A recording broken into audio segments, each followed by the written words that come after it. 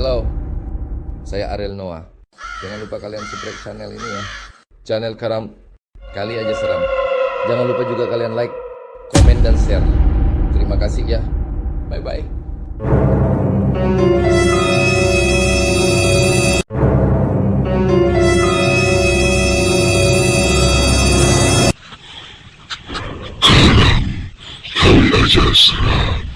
Hai, buat kamu yang lagi nganggur, yang ingin mendaftar jadi driver Maxim, tanpa SIM bisa, kendaraan jadul juga bisa, mobil dan motor bisa, silahkan WA 082283998955. Sekali lagi 082283998955. Cuma 5 menit akun langsung jadi dan bisa langsung narik.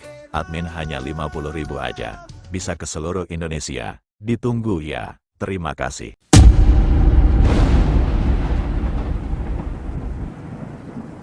Untuk cerita pertama kita pada episode kali ini, dikirim oleh subscriber kita yang bernama Kak Novi di Riau. Halo Kak Novi.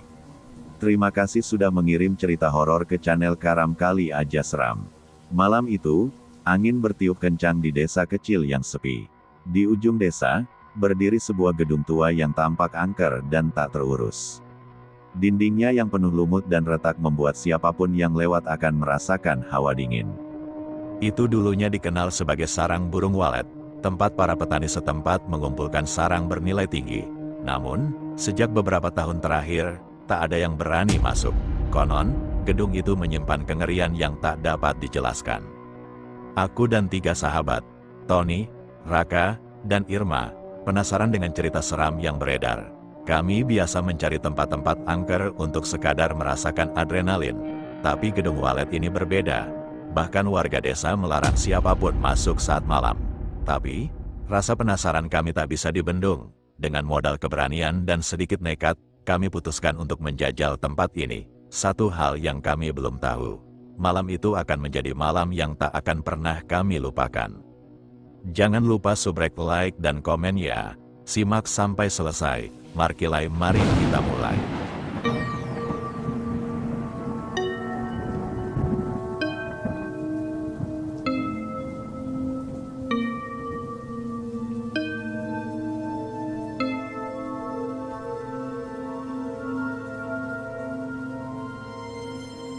Cerita pertama.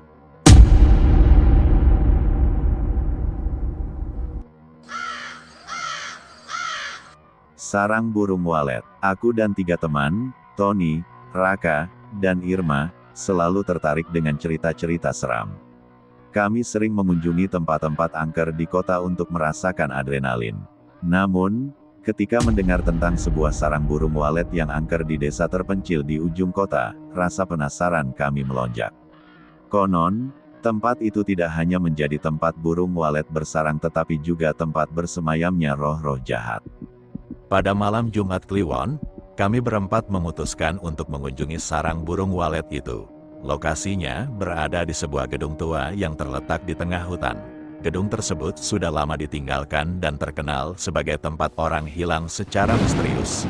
Kata warga sekitar, siapapun yang masuk ke dalam gedung itu pada malam hari tidak akan keluar lagi dalam keadaan yang sama. Kami tiba di gedung itu sekitar pukul 11 malam. Di depanku, gedung tua itu tampak suram dan penuh aura gelap. Cahaya bulan setengah tertutup awan membuat bayangan gedung semakin menyeramkan. Aku merasakan hawa dingin menusuk hingga ke tulang. "Apa kita benar-benar akan masuk?" tanya Irma, suaranya bergetar. Tony, yang paling nekat, tersenyum dan berkata, "Kita sudah sejauh ini, masa kita mundur?" Raka hanya mengangguk, meski terlihat ada keraguan di wajahnya. Aku sendiri hanya bisa menelan ludah dan melangkah masuk bersama mereka. Saat kami melangkah ke dalam gedung, suara sayup-sayup burung walet yang berkeliaran di sekitar kami terdengar menyeramkan. Suasana dalam gedung itu lembab, penuh sarang yang menggantung dari langit-langit, dan aroma amis memenuhi ruangan. Kami mengeluarkan senter, dan dalam sorotan cahayanya, aku melihat dinding-dinding penuh goresan-goresan aneh, seperti simbol-simbol yang tidak pernah kulihat sebelumnya. Lihat ini, Raka menunjuk ke arah pojok ruangan. Tempat ada sebuah pintu kecil yang setengah terbuka. Rasa penasaran kami membuat kami membuka pintu itu lebih lebar. Di dalamnya, kami menemukan tangga yang mengarah ke bawah, ke sebuah ruang bawah tanah. Suara burung walet seolah makin keras di telinga kami, mengiringi langkah kami menuruni tangga yang gelap dan sempit itu. Saat tiba di bawah, kami melihat sebuah ruangan luas yang penuh dengan sarang-sarang burung walet yang menggantung seperti gumpalan hitam di langit-langit. Namun yang paling mengejutkan, di tengah ruangan ada meja kayu besar dengan lilin yang masih menyala. Di atasnya terdapat sebuah mangkuk besar berisi darah segar. "Ini bukan sarang biasa," bisik Irma sambil menahan napas. Tiba-tiba saja, aku merasa bulu kuduku berdiri. Ada sesuatu di sini. Sesuatu yang tidak tampak oleh mata tapi terasa keberadaannya. Di tengah ketegangan itu, tiba-tiba saja kami mendengar suara tawa pelan namun nyaring, menggema di seluruh ruangan. Kami berempat saling berpandangan, wajah kami pucat pasi. Siapa itu?" Tony mencoba bertanya, tapi suaranya terdengar parau. Suara itu semakin keras, tawa itu berubah menjadi jeritan mengerikan. Dan saat itulah kami melihat sosok itu. Seorang wanita dengan wajah rusak, mata merah menyala, dan mulut yang tersenyum lebar, memperlihatkan deretan giginya yang tajam. Ia berdiri di pojok ruangan, melayang di udara dengan rambut panjangnya yang acak-acakan menjuntai hingga ke lantai.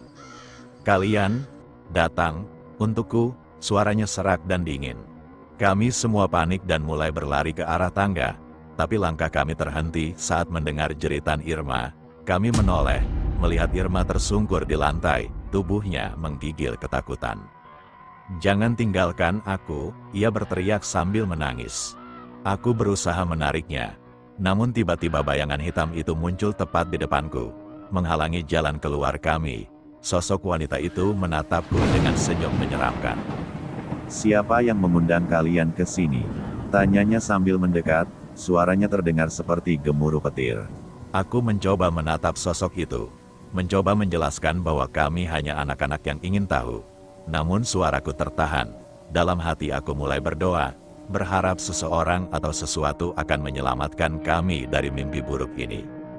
Saat itulah, sosok wanita itu tertawa keras, dan dengan satu kedipan mata, tiba-tiba kami berada kembali di luar gedung. Di tempat awal kami masuk, gedung tua itu terlihat lebih sepi. Tak ada suara burung walet, tak ada aroma amis, dan lilin-lilin yang tadi kami lihat juga lenyap tanpa jejak. Kami berempat terdiam, napas kami tersengal, dan tubuh kami menggigil. Tanpa bicara, kami tahu satu hal, kami tak akan pernah kembali ke tempat itu. Ketika kami kembali ke desa dan menceritakan apa yang terjadi, seorang kakek tua yang mendengar cerita kami hanya tersenyum simpul. "Itu rumahnya Nyai Walet, roh penjaga burung walet. Dia suka menghukum orang-orang yang masuk tanpa izin." Tak ada yang tahu apakah apa yang kami alami benar-benar nyata atau hanya permainan pikiran.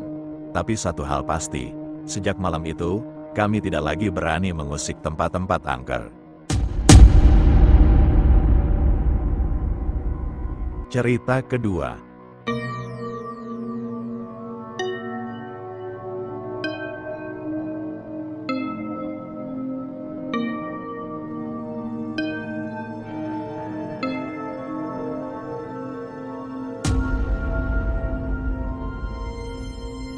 Di sebuah desa, kelompok pramuka sering mengadakan kegiatan di hutan yang misterius. Suatu hari, mereka memutuskan untuk mengadakan perkemahan selama 3 hari di hutan tersebut.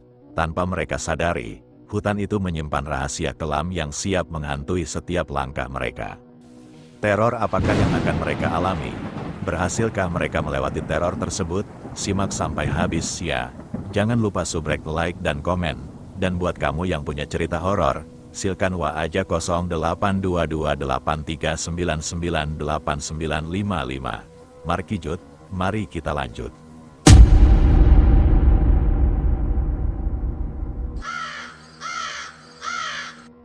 Pramuka, di sebuah desa terpencil, terdapat sebuah kelompok pramuka yang sering mengadakan kegiatan di hutan dekat desa.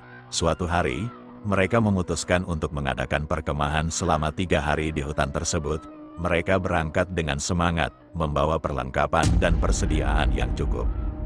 Hari pertama perkemahan berjalan lancar. Mereka mendirikan tenda, memasak makanan, dan mengadakan berbagai kegiatan pramuka. Namun, saat malam tiba, suasana hutan mulai terasa mencekam, angin berhembus kencang, dan suara-suara aneh mulai terdengar dari dalam hutan.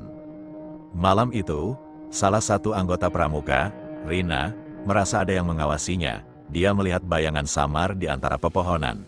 Tetapi ketika dia mencoba mendekati, bayangan itu menghilang. Rina merasa ketakutan, tetapi dia tidak ingin membuat teman-temannya khawatir, jadi dia memutuskan untuk tidak memberitahu mereka. Keesokan harinya, mereka melanjutkan kegiatan pramuka seperti biasa. Namun, Rina tidak bisa menghilangkan perasaan takutnya. Saat mereka sedang berjalan-jalan di hutan, Rina menemukan sebuah gua yang tersembunyi di balik semak-semak. Dia merasa tertarik untuk masuk, tetapi teman-temannya melarangnya karena merasa gua itu berbahaya. Malam kedua, suasana semakin mencekam. Anggota pramuka mulai merasakan kehadiran yang aneh. Mereka mendengar suara langkah kaki yang berat dan suara tangisan yang menyayat hati. Rina merasa semakin takut dan memutuskan untuk memberitahu teman-temannya tentang bayangan yang dilihatnya malam sebelumnya. Mereka memutuskan untuk berjaga-jaga dan bergantian menjaga api unggun. Saat giliran Rina berjaga, dia melihat bayangan itu lagi. Kali ini, bayangan itu semakin mendekat dan ternyata itu adalah sosok wanita berpakaian putih dengan wajah pucat. Wanita itu tiba-tiba menghilang, dan Rina merasa panik. Keesokan harinya, mereka memutuskan untuk mencari tahu tentang gua yang ditemukan Rina. Mereka masuk ke dalam gua dan menemukan sebuah altar kuno dengan berbagai benda-benda aneh. Mereka merasa ada yang tidak beres dan memutuskan untuk segera meninggalkan gua tersebut. Malam terakhir perkemahan, suasana semakin mencekam. Anggota pramuka merasa seperti diawasi oleh banyak mata. Mereka mendengar suara-suara aneh dan melihat. Samar di sekitar perkemahan, Rina merasa semakin takut dan tidak bisa tidur. Saat tengah malam, mereka mendengar suara jeritan yang sangat keras. Mereka berlari keluar tenda dan melihat sosok wanita berpakaian putih dengan wajah pucat berdiri di tengah perkemahan. Wanita itu berkata dengan suara lirih, "Kalian telah mengganggu tempat peristirahatanku. Pergilah sebelum aku mengambil nyawa kalian." Mereka segera membereskan perkemahan dan berlari keluar hutan. Sejak kejadian itu, mereka tidak pernah lagi mengadakan perkemahan di hutan tersebut. Mereka selalu mengingat kejadian malam itu dan berdoa agar arwah wanita tersebut bisa tenang di alam sana. Baiklah, mari kita lanjutkan cerita horor tentang pramuka. Setelah kejadian mengerikan itu, kelompok pramuka tersebut kembali ke desa dengan perasaan lega sekaligus ketakutan. Mereka menceritakan pengalaman mereka kepada orang-orang di desa, dan kabar tentang roh wanita berpakaian putih yang menghantui hutan tersebut segera menyebar. Beberapa minggu kemudian, seorang penduduk desa yang penasaran, Pak Danu, memutuskan untuk mencari tahu lebih lanjut tentang gua yang ditemukan oleh Rina dan teman-temannya. Pak Danu adalah seorang yang suka dengan hal-hal misterius dan sering melakukan penelitian tentang sejarah desa dan tempat-tempat angker. Dengan membawa peralatan lengkap, Pak Danu masuk ke dalam hutan dan menuju gua yang disebutkan. Di dalam gua, dia menemukan berbagai artefak kuno yang menunjukkan bahwa tempat itu dulunya adalah tempat pemujaan. Ada ukiran-ukiran aneh di dinding gua dan altar yang penuh dengan benda-benda misterius. Saat sedang meneliti, tiba-tiba Pak Danu merasakan kehadiran yang aneh. Angin dingin berhembus dari dalam gua, dan suara-suara aneh mulai terdengar. Dia merasa ada yang mengawasinya. Dengan hati-hati, dia mendekati altar dan menemukan sebuah buku tua yang berisi mantra-mantra kuno. Saat membuka buku itu, Pak Danu merasa seperti ada kekuatan yang menariknya. Dia merasa pusing dan tiba-tiba pandangannya gelap. Ketika dia sadar, dia sudah berada di luar gua dan hari sudah mulai gelap. Dia merasa bingung dan takut, tetapi memutuskan untuk membawa buku itu pulang untuk diteliti lebih lanjut. Setelah kejadian itu, Pak Danu mulai mengalami mimpi-mimpi aneh. Dalam mimpinya, dia selalu melihat wanita berpakaian putih dengan wajah pucat yang menghantui perkemahan pramuka. Wanita itu selalu muncul dalam mimpinya, meminta tolong dan mengucapkan mantra-mantra yang tertulis di buku tua tersebut. Pak Danu merasa ketakutan dan memutuskan untuk mencari bantuan dari seorang paranormal terkenal di desa tersebut, Mbok Sri. Mbok Sri adalah seorang yang dikenal memiliki kemampuan berkomunikasi dengan arwah dan sering membantu orang-orang yang mengalami gangguan gaib. Setelah mendengarkan cerita Pak Danu, Mbok Sri memutuskan untuk melakukan ritual pemanggilan arwah di gua tersebut. Dia membawa Pak Danu dan beberapa anggota pramuka kembali ke hutan dan masuk ke dalam gua. Dengan membawa peralatan ritual, mereka memulai pemanggilan arwah wanita tersebut. Saat ritual berlangsung, suasana di dalam gua semakin mencekam. Angin berhembus kencang dan suara-suara aneh semakin terdengar. Tiba-tiba, sosok wanita berpakaian putih muncul di hadapan mereka. Dengan suara lirih, wanita itu berkata, "Kalian telah mengganggu tempat peristirahatanku. Aku tidak bisa tenang karena rohku terperangkap di dalam gua ini." Sri dengan tenang mengucapkan mantra-mantra untuk membebaskan roh wanita tersebut. Setelah beberapa saat, wanita itu perlahan menghilang dan suasana di dalam gua kembali tenang. Mbok Sri berkata kepada Pak Danu dan anggota pramuka bahwa roh wanita tersebut sudah bebas dan mereka tidak akan lagi dihantui. Setelah kejadian itu, gua tersebut menjadi tempat yang dihormati oleh penduduk desa. Mereka sering mengadakan doa bersama untuk mengenang arwah wanita tersebut dan berharap agar dia bisa tenang di alam sana. Kelompok pramuka tersebut juga belajar untuk lebih menghormati tempat-tempat yang dianggap keramat dan tidak mengganggu tempat peristirahatan arwah. Baiklah, berikut adalah pembuka dan penutup cerita horor pramuka. Setelah kejadian itu, gua tersebut menjadi tempat yang dihormati oleh penduduk desa. Mereka sering mengadakan doa bersama untuk mengenang arwah wanita tersebut dan berharap agar dia bisa tenang di alam sana. Kelompok pramuka pun belajar untuk lebih menghormati tempat-tempat yang dianggap keramat dan tidak mengganggu tempat peristirahatan arwah. Kenangan akan pengalaman seram itu akan selalu ada dalam benak mereka, sebagai pelajaran berharga tentang arti dari rasa hormat dan kehati-hatian. Terima kasih sudah mendengarkan cerita-cerita seram di channel Karam. Kali aja seram. Jangan lupa untuk tetap mengikuti kami karena masih banyak cerita-cerita horor yang siap membuat bulu kuduk kalian merinding. Sampai jumpa di episode berikutnya dan ingat, jangan dengarkan sendirian. Semoga cocok.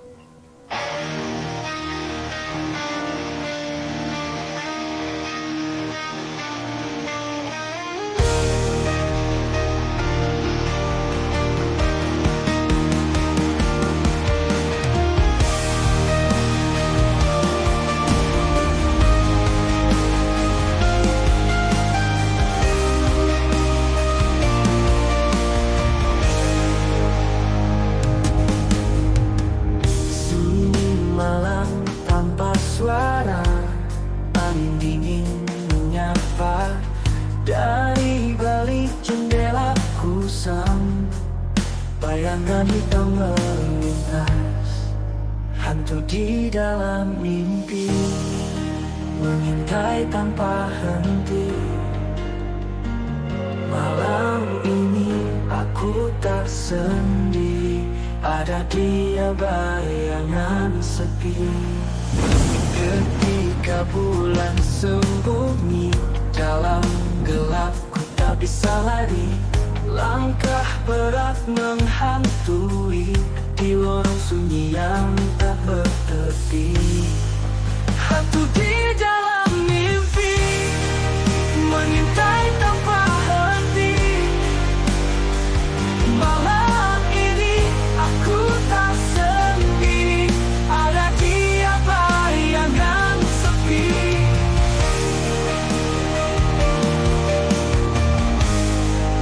Ketika bulan sembunyi dalam gelap, ku tak bisa lari. Langkah berat menghantui di lorong sunyi yang tak bertepi. Hantu di dalam mimpi mengintai tanpa henti.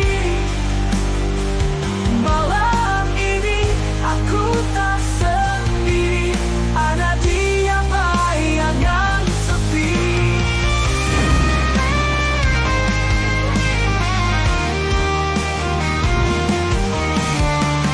Bisikan dari kegelapan